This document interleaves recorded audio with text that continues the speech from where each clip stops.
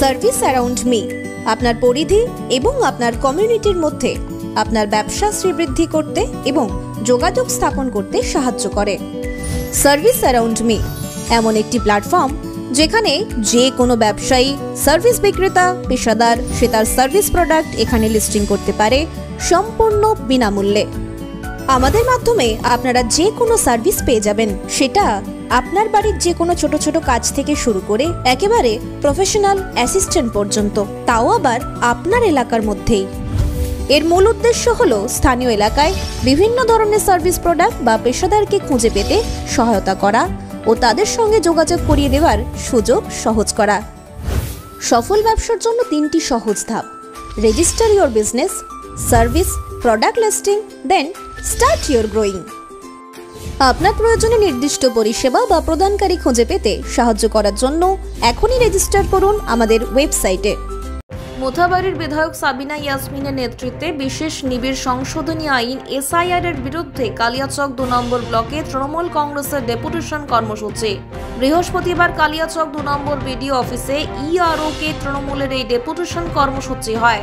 এদিনে ডেপুটেশন কর্মসূচিতে মোথাবাড়ির বিধায়ক সাবিনা ইয়াসমিন ছাড়া উপস্থিত ছিলেন তৃণমূল কংগ্রেসের ব্লক সভাপতি হাসিমউদ্দিন আহমেদ, ব্লক যুব সভাপতি তহিদুর রহমান, পঞ্চায়েত সমিতির সভাপতি অঞ্জলি মণ্ডল সহ আরো অনেকেই।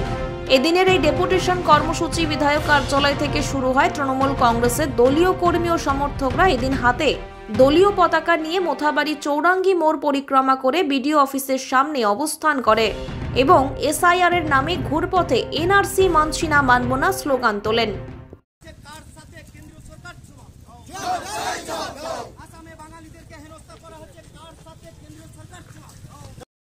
ব্লক তৃণমূল কংগ্রেস কমিটির উদ্যোগে এসআইআর এর নাম করে যেভাবে বিজেপি সরকার, নরেন্দ্র মোদীজির সরকার এনআরসি করার চেষ্টা করছে এবং মানুষকে হেনস্থা করার চেষ্টা করছে, তার প্রতিবাদে আজকে কালিয়াচক ব্লকের ইআরওকে আমরা ডেপুটেশন দিলাম।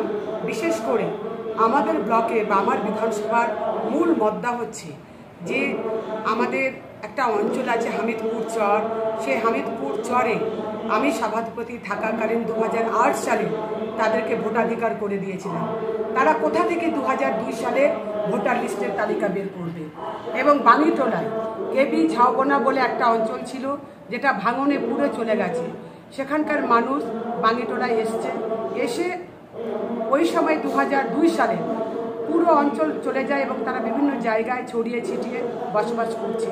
তার আমি একটা অঞ্চলে গেছিলাম, একটা গ্রামে কালকে, প্রায় 450 থেকে 500 অনলাইনে যে দেখাচ্ছে আপলোড, সেখানে প্রথম পাতা রয়েছে আর লাস্ট পাতা রয়েছে, মিডিলে কোনো নাম নেই। প্রায় 450 থেকে 500 লোকের নাম সেখানে 2002 সালের ভোটার লিস্টের তালিকা নেই। তাই আমরা জানতে চাই কি এমন উদ্দেশ্য আছে কেন্দ্রীয় সরকারের এবং নির্বাচন কমিশনের যে এত তাড়াহুড়া করে আজকে এসআইআর করছে, কোনো আলোচনা না করে। আমরা এসআইআর এর বিরুদ্ধে নয়, কারণ এসআইআর প্রত্যেকটা বিধানসভা বা লোকসভার আগে কিন্তু ভোটার তালিকা সংযোজন বিয়োজনের কাজ চলে।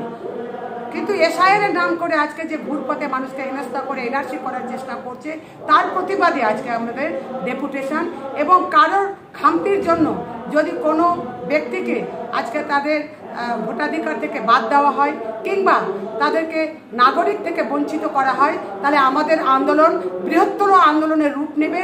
এবং বাংলার মুখ্যমন্ত্রী মমতা ব্যানার্জি যেভাবে পথে নেমে এনআরসিকে রুখেছিলেন, আমরা একই পথে যদি কোনো বিভ্রান্তিমূলক বা কোনো অসুবিধা হয় মানুষের বা কোনো একটি মানুষের ভোটাধিকার বা নাগরিকত্ব থেকে তাকে বাদ দেওয়া হয় বিহারের মডেলে, বিহারে যেভাবে 65 লক্ষ ভোটারকে বাদ দেওয়া হয়েছে, তাহলে আমরা বৃহত্তর আন্দোলন করব এবং আমরা যেখানে যত দূর যাওয়ার আমরা সেখানে যাব।